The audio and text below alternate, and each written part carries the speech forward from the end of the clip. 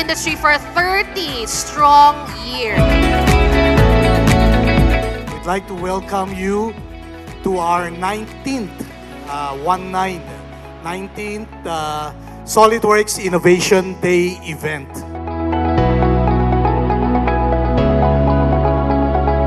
And I believe, with the help of SOLIDWORKS and our partner, we are going to Amaze together for the next 30 years.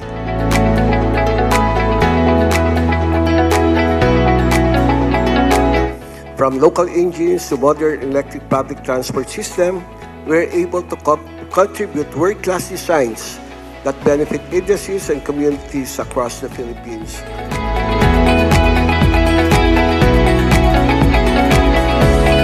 We also implement some of the mechanization program, such as the Rice Mechanization Enhancement Fund, and lately, the Coco Lab. So we are driving for high manufacturing in terms of high technical knowledge of my engineers and how to come out for the good and better ideas based on the manufacturing requirements. Is to represent well first our university and at the same time the whole industrial engineering community as well, to prove that industrial engineers can design too, that we're not only optimizing systems and processes, but we also can design systems through the other design softwares that could make an impact, sustainable impact to our modern communities. Given the opportunity, I think it's about time for also the industrial engineering department, specifically in BSU, to take that step and to step outside our comfort zone and try to take that risk. When it comes to AI, we're talking about this petaflops, tera. So eventually, when you have your AI, we will need to develop your AI. You will be needing this information. We want to actually help you perform your job faster, efficient, maximize the software, by delivering and experiencing the AMD power.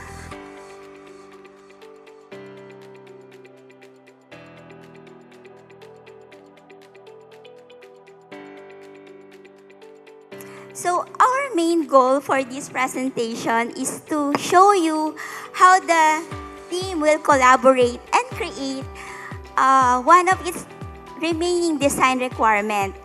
We are going to create the rider platform. And then last is the issue and change management. So dito nakapag-collect, monitor, and process tayo ng mga reported issues. Nakapag-create tayo ng mga visual 3D markup to clearly communicate yung mga problems and quickly overcome the problems with engineering change actions.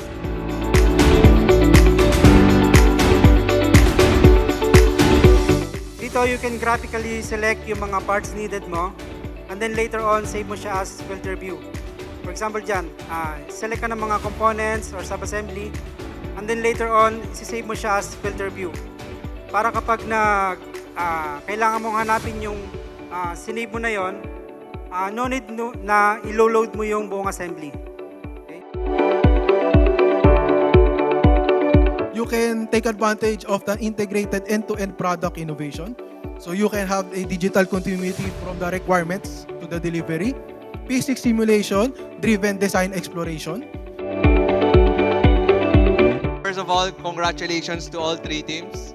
Let's give them a round of applause. It's very hard to come up stage and present your ideas. And thank you also to our three judges, Mr. Wayne, Dr. Neil, and Dr. Marfori, for such challenging but beautiful questions.